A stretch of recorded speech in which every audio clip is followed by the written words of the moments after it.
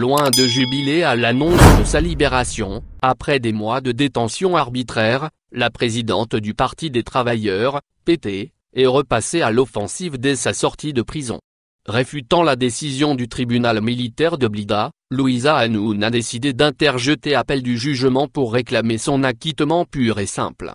Car la libération de la passionnariat ne signifie pas qu'elle a été innocentée dans le procès qui lui a été intenté pour s'être tout simplement réunie avec le frère et conseiller officiel de l'ancien président de la République.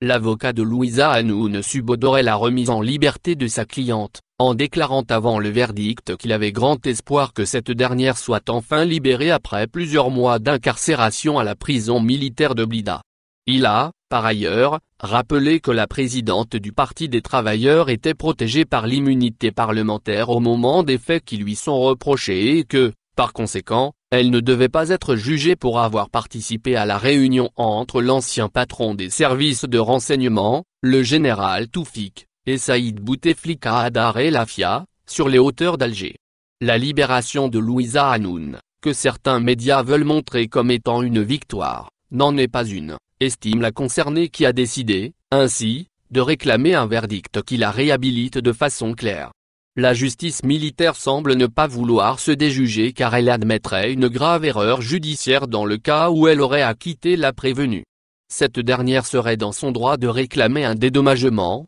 voire une demande de sanction à l'encontre des magistrats qui auraient prouvé ainsi avoir effectivement agi sur injonction de l'ancien chef d'état-major de l'armée, le général Ahmed Gaïd Salah, qui tenait rigueur à la chef de file du PT pour avoir fait part de ses sérieuses inquiétudes après avoir été reçu dans son bureau. Des indiscrétions révèlent, en effet, que Louisa Hanoun était estomaquée par l'indigence intellectuelle et l'irresponsabilité de son interlocuteur dont les propos étaient faits de bravade irresponsable et de menaces à l'encontre de tous ceux qui s'opposeraient à l'ancien clan présidentiel dont il défendait farouchement les dérives et les frasques.